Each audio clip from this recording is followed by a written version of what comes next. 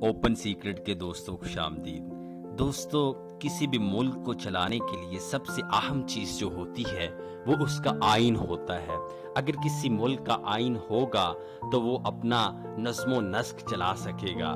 दोस्तों, 1947 में पाकिस्तान और इंडिया ने बरतानिया से आज़ादी हासिल की और आज़ादी हासिल करने के बाद जो सबसे इम्पोर्टेंट दोनों मुल्कों को काम करना था वो ये कि अपना आइन बनाना था, क्योंकि इससे पहले वो जो बरतानिया ने आइन बनाया था गवर्नमेंट ऑफ इंडिया एक्ट 1935, उसके मुताबिक जो है वो पूरा निज़ाम जो चल रहा था। लेकिन चूंकि अब अलहदगी हो चुकी, एक तरफ मुस्लिम स्टेट मार्ज़े वजूद में आ गई पाकिस्तान के नाम से और दूसरी तरफ हिंदू मेजॉरिटी वाली एक स्टेट जो है वो मार्ज़े वजूद में आई। अब इनकी प्रायोरिटीज मुख्तलिफ थी, इनके अहदाफ मुख्तलिफ थे और इनका रिलीजन जो है वो कंट्रीब्यूट करता है किसी भी मुल्क का आइन बनाने में, तो वो भी डिफरेंट था। तो अब इनको अपना अपना अलहदा जो है वो आइन बनाना था और वो जो गवर्नमेंट ऑफ इंडिया एक्ट था वो अब कारसाज नहीं था। लेकिन आइन बनाना कोई आसान काम नहीं, ये काफ़ी मुश्किल काम है। इसके लिए एक मुल्क के जितने भी लोग होते हैं, सेक्ट्स हैं, मुख्तलिफ स्कूल ऑफ थॉट हैं, सबको कॉन्फिडेंस में लेना होता है, उनको इंगेज करना होता है और यूनैनिमसली एक आइन बनाना होता है। ये इतना आसान नहीं, तो इसके लिए टाइम तो लगता है। तो उस टाइम पीरियड के लिए जो आइन था वो इंटरम कॉन्स्टिट्यूशन के तौर पर गवर्नमेंट ऑफ इंडिया एक्ट 1935 ही है जो लागू किया गया। अब हुआ कुछ यूं कि इंडिया ने तो अपना आइन बना लिया 2 साल के अंदर अंदर, और ये काबिल तहसीन बात है कि इतना मुश्किल काम उन्होंने इतना आसानी से और जल्दी कर लिया। लेकिन पाकिस्तान का मामला कुछ यूं है कि पाकिस्तान को तकरीबन 9 साल लग गए, लेकिन एक यूनैनिमस कॉन्स्टिट्यूशन, एक मुतफिका आइन ना बन सका। उसकी क्या वजूहात थी, वो कौन से अनासर थे जिन्होंने पाकिस्तान का आइन बनाने में रुकावट का काम किया और पाकिस्तान को डिस्टेबलाइज किया, तो आज इसी के बारे में हम बात करेंगे।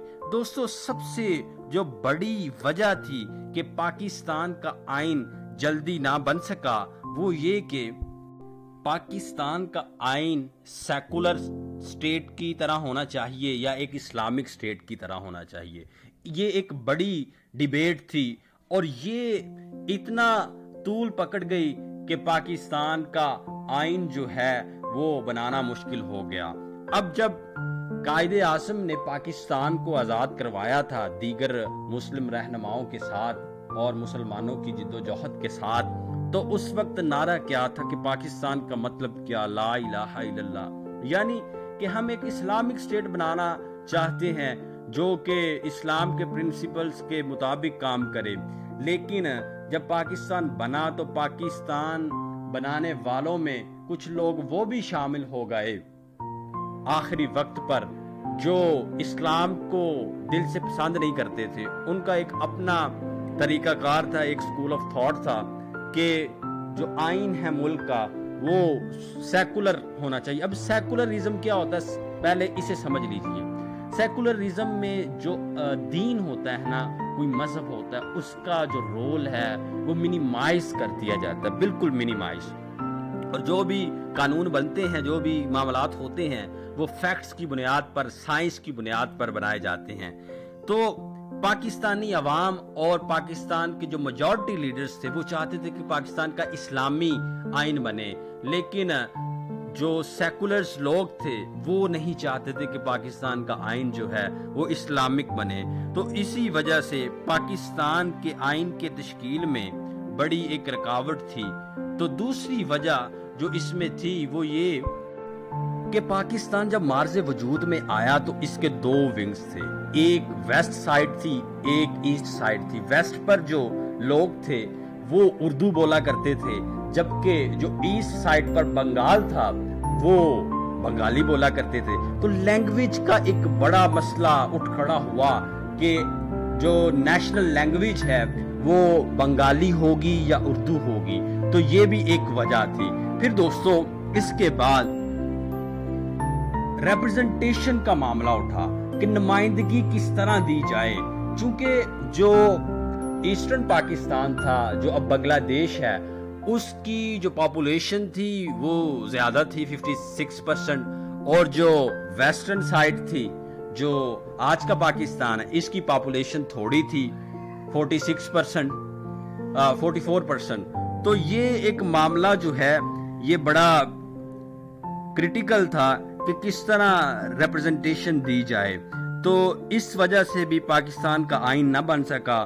اور دوسری چیز وہ یہ تھی کہ کچھ لوگ چاہتے تھے کہ وفاق کو زیادہ سے زیادہ اختیارات دیے جائیں، اور کچھ لوگ چاہتے تھے کہ صوبوں کو زیادہ سے زیادہ اختیارات دیے جائیں۔ تو یہ جو بنگلہ دیش کے لیڈرز تھے، جو اب بنگلہ دیش ہے، وہ چاہتے تھے کہ صوبوں کو زیادہ سے زیادہ جو ہے وہ پاور منتقل کی جائے، اور یہ جو صرف دفاع ہے یا فارن افیئرز ہیں یا کرنسی کے معاملات ہیں، یہ صرف وفاق کے پاس ہونے چاہیے۔ اس کے بعد دوستو بڑی ایک امپورٹنٹ چیز وہ یہ کہ مختلف جو عہدے ہوتے ہیں گورنمنٹ میں، ہر عہدے پر جو براجمان لیڈر تھا وہ چاہتا تھا کہ میرے عہدے کی اتھارٹی زیادہ ہو، میرے پاس میکسیمم پار ہو، اور میں ہی آل ان آل ہوں۔ تو اس وجہ سے بھی پاکستان کا آئین جو ہے وہ ڈیلے کا شکار رہا اور جلدی نہ بن سکا۔ اور دوستو کوشش کی گئی، مختلف وزرائے اعظم آئے، جیسے محمد علی بوگرا، چودھری محمد علی، انہوں نے اپنا فارمولا دیا، لیکن جو ہی آئین بننے جاتا تھا تو جو گورنر ہوتا تھا وہ اسمبلی کو ڈیزالو کر دیتا تھا۔ تو یہ جو ہے سیلفشنس پولیٹیکل جو لیڈرز تھے ان کی، اس کی وجہ سے پاکستان کا آئین جو ہے وہ نہ بن سکا۔ دوستو اس کے بعد وہ یہ کہ جو بیوروکریسی تھی، بیوروکریسی نہیں چاہتی تھی کہ پاکستان کا آئین جلدی سے جلدی بنا جائے، کیونکہ ان کا جو ایک سیکرٹ میٹنگ ہوتی تھی اس کے ساتھ گورنر جنرل کے ساتھ، وہ ساز باز کرتے تھے اور کسی نہ کسی طریقے سے ڈیموکریٹک پروسیس کو روکنا چاہتے تھے۔ وہ چاہتے ہی نہیں تھے کہ پاکستان میں جمہوریت ہو، وہ چاہتے تھے کہ ان کی ڈکٹیٹرشپ چلے۔ تو یہ ایک بڑا ایک اہم ایلیمنٹ تھا پاکستان کے آئین میں تاخیر کا۔ تو دوستو یہ کچھ وجوہات تھی، اس کے علاوہ دیگر وجوہات بھی تھیں۔